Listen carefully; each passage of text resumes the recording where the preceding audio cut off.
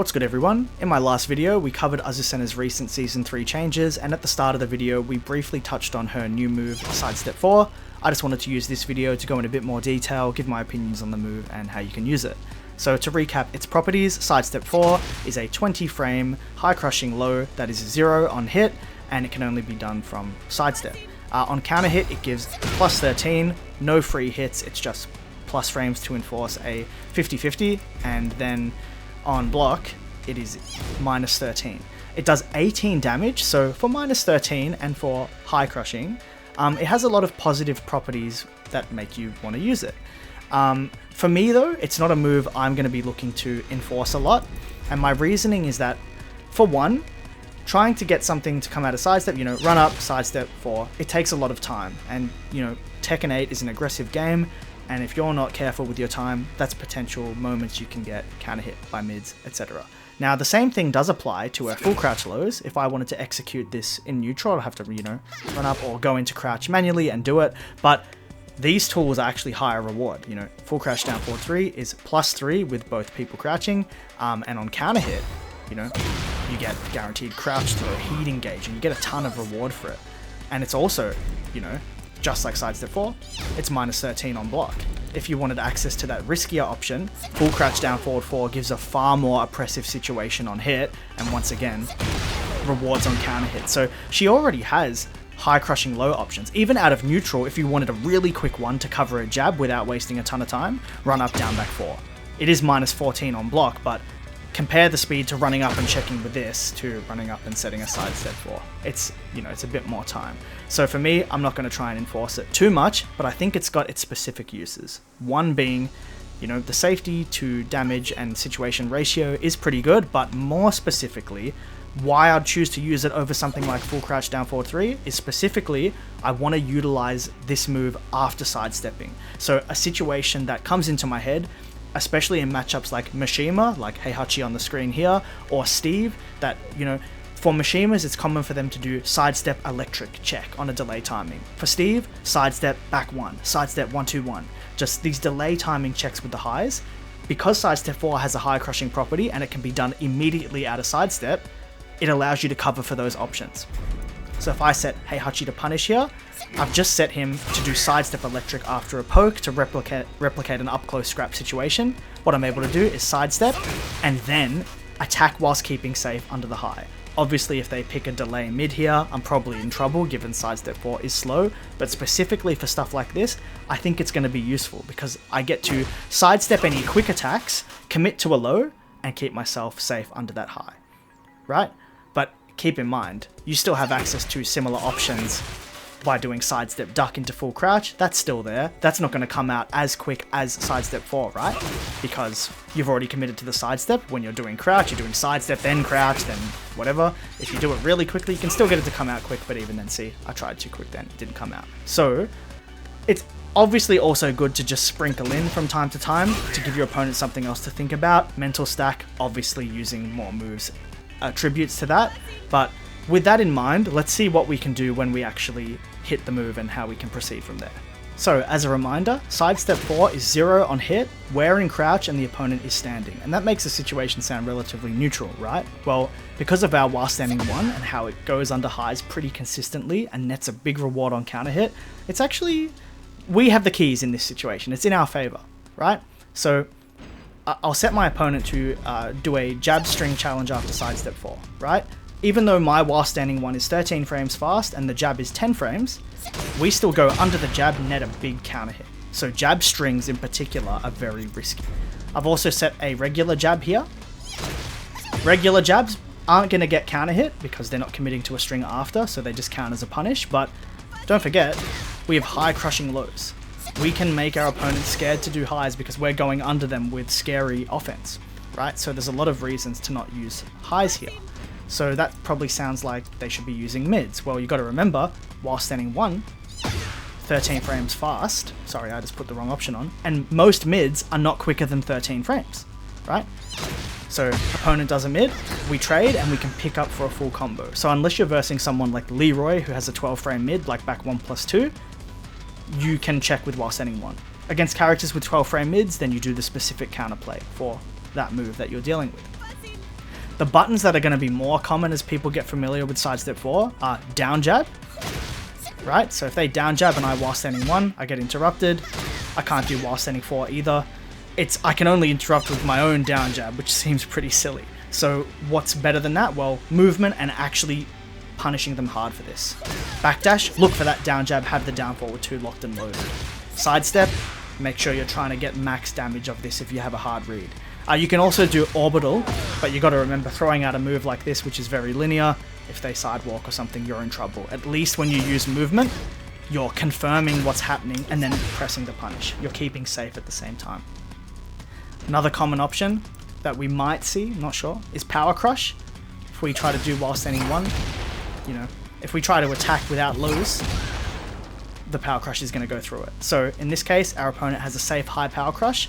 We do the specific counterplay, duck and launch, sidestep, duck, launch. You can use grabs as well on all power crushes. If you want to like also throw a throw in the mix. And if your opponent has an unsafe mid power crush, you just got to execute the counterplay, right? If you can step it a certain way, you can step and launch. You can also block and punish, right?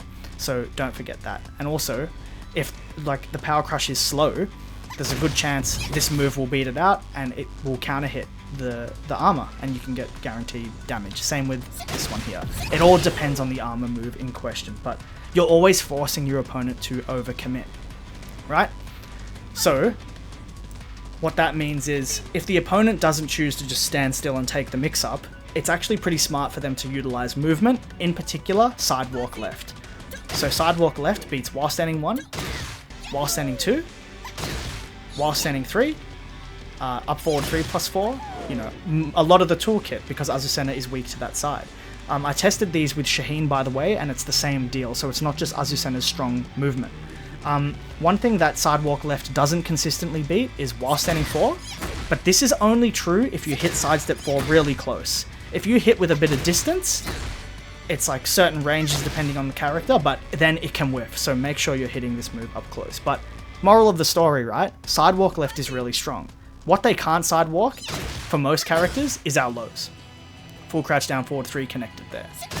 Full crouch down forward 4 connected. And whilst this is nice, it's a bit of a risky mind game to just track with lows. Like, it's like the opponent can walk all the mids, so we're doing lows, we're putting ourselves into a box, they can bait us to only do lows and duck and punish us, right? And then when we go for a mid, they're going to sidewalk left. So what can we actually do to be a bit safer and have scarier offense? Delay your timing. In Tekken, if you're not super familiar, delaying your timing will make a move realign. So let's say we want to delay our crouching option. Sidestep 4, wait a little bit while standing 2. They're not stepping this move anymore. Sidestep, wait a little bit while standing 3. They didn't step that. So delay your mids and mix them up with delayed lows, right? Because you want your lows to be on the same timing as the mids or else it's predictable. If you're only doing the lows quickly and the mids slowly, they're not going to get mixed up. So make sure you're doing that effectively. You don't have to do full crouch either to delay your timing. You can do sidestep 4 and sidestep with them into a mix-up. Sidestep back 3, sidestep 4 into sidestep 4, right? It's always best to try and step with the opponent if you know which way they're moving, which should be left in this case, for this situation. So mix up with that. As a reminder, when you're using sidestep 4 as a mix-up tool, whether it be to initiate or you're looping it into itself like I'm doing here, you have to also be mixing up mids out of sidestep, particularly mids with the same speed. If you're mixing up sidestep 4, which is 20 frames, with down forward 1-4, which is 13 frames, it's not really a mix-up. The moves are not too close enough in speed for it to feel like a true mix-up, especially against a strong player. Instead, do sidestep into back 3, sidestep into down 1, sidestep into up forward 3 plus 4. These moves have speed that are more in alignment with sidestep 4, so the mix-up is more legitimate. And the idea of delaying your timing is also really good when you have heat and you want to do the heat smash, right? So sidestep 4, if you just rip the heat smash, it's not going to work.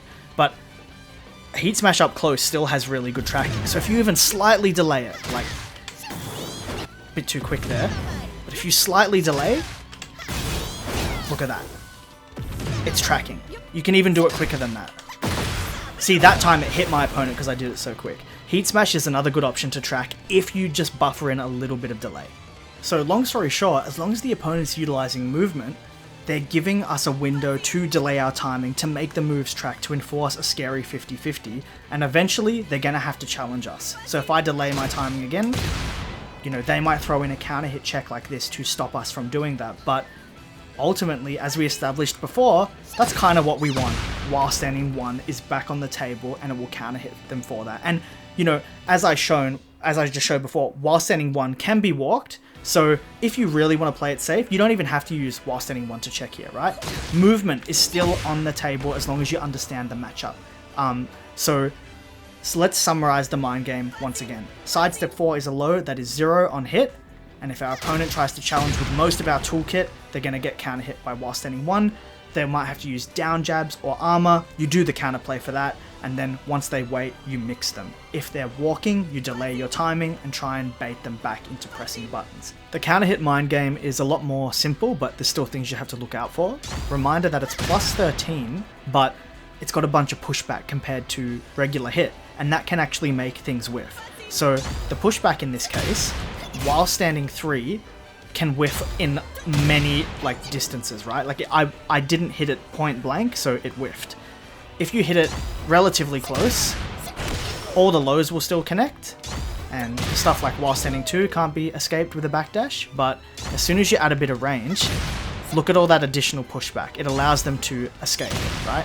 So full crouch down forward 3 has a lot of range, but even at tip range, it can whiff. So you have to be careful. You have to acknowledge when it counter hits from afar and creates a big gap and adjust accordingly. One good option to follow up from distance is obviously up forward 3+4.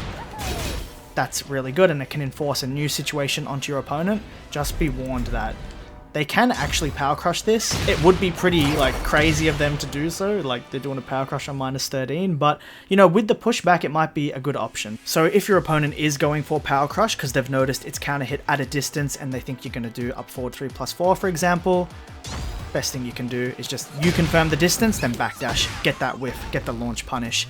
I can't imagine many power crushes that won't whiff here, but if they don't, they're probably unsafe, and as long as they don't have too much pushback, you should be able to at least net a punish.